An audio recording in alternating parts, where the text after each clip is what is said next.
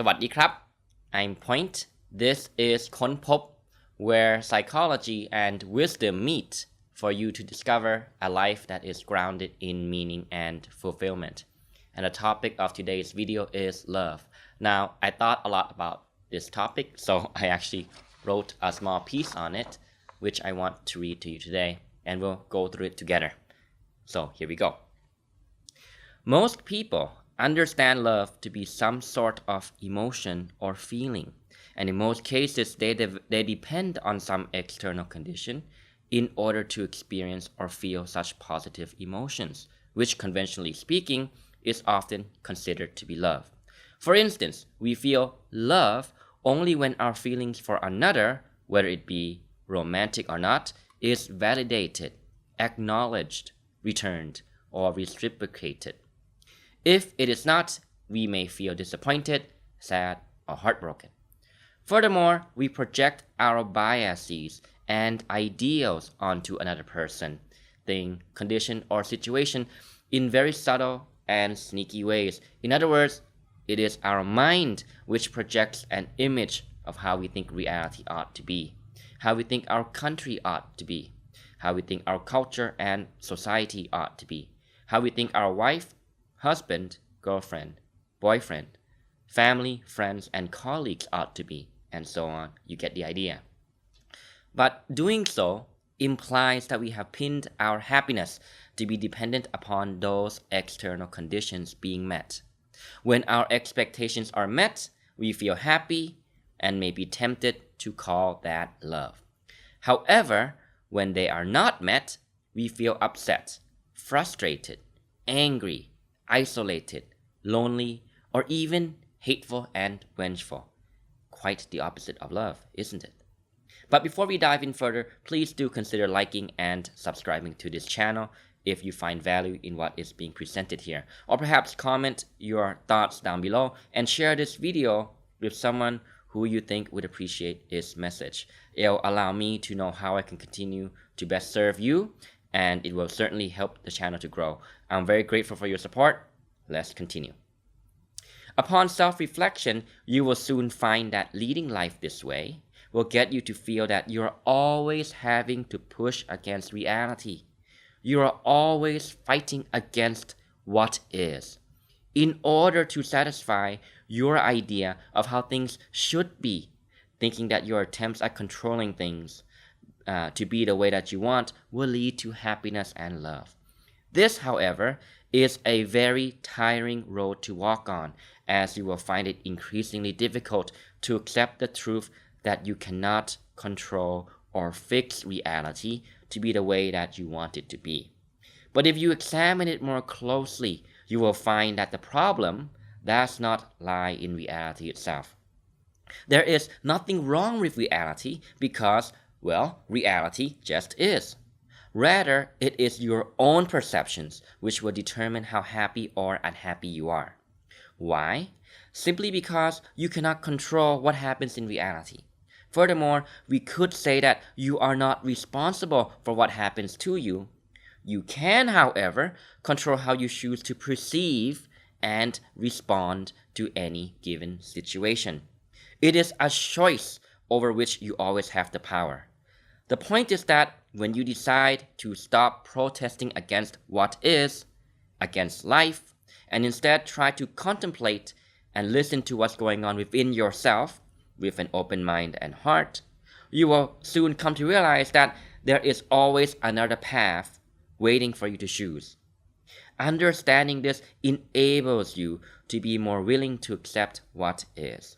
Because at the end of the day, peace is always more powerful than resistance or struggle. Hence, it is your own perception of reality which determines your ability and the degree to simply be able to accept and therefore love things as they are unconditionally.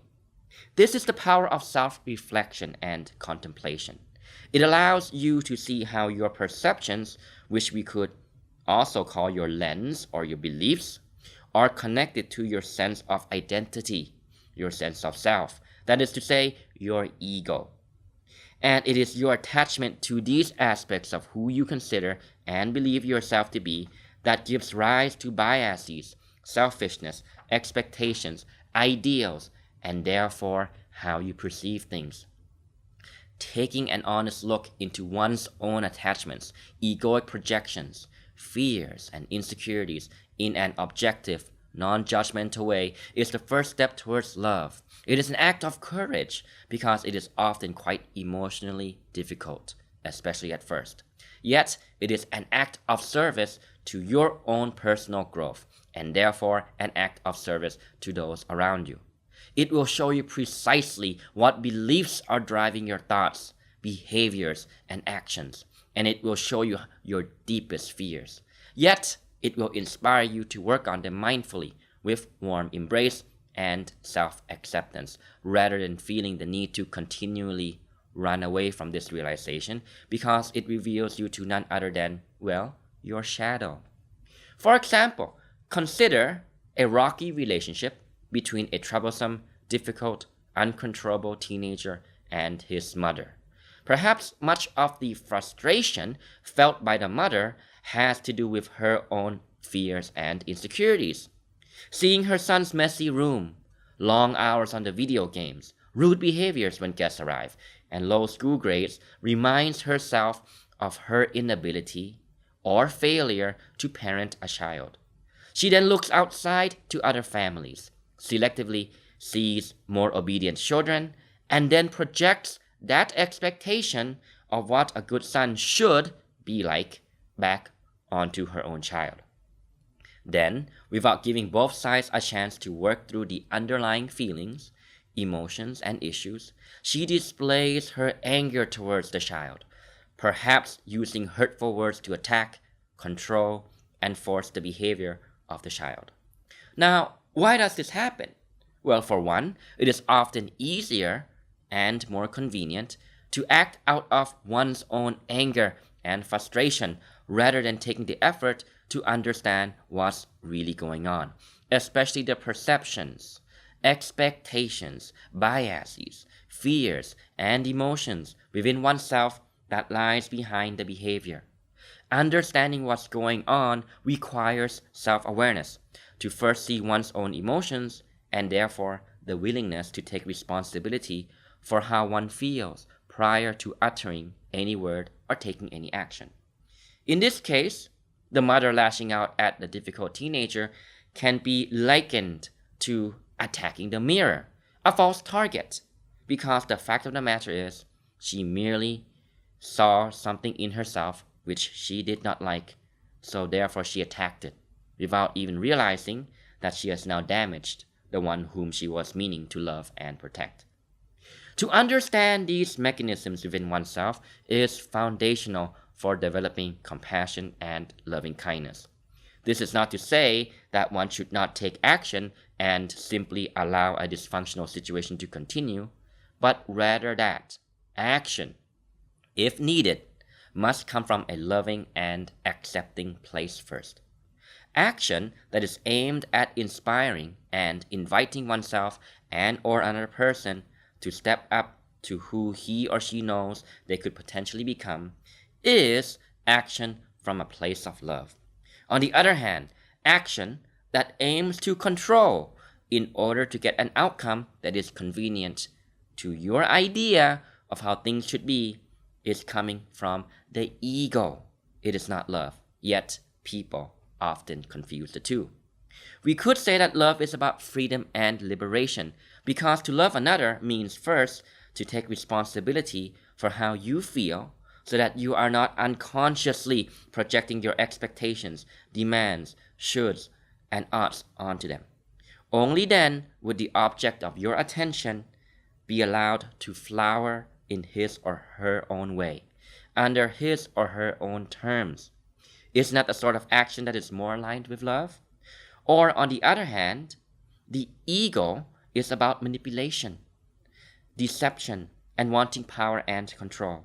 So our task is to take an honest look within ourselves and ask, how much of my intention, words, behaviors, and action is coming from ego? And what can I do to surrender that ego, allowing love to guide one's actions instead. Here's a thought experiment that is worth trying out.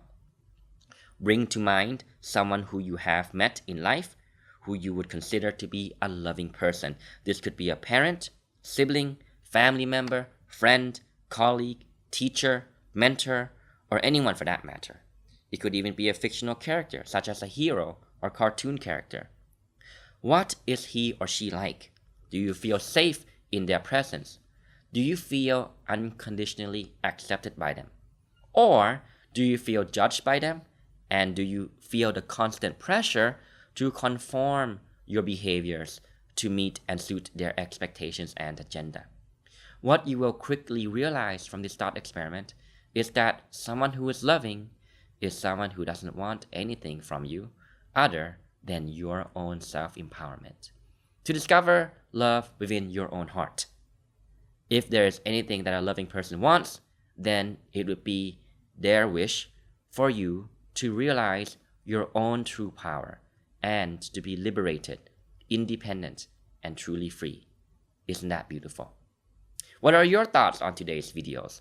Does it resonate with how your life experiences have been? Let me know what you think in the comment section. And if you made it this far, why not give the video a like, share, and subscribe to this channel. Thank you very much for your time and listening. I will see you next time. สวัสดีครับ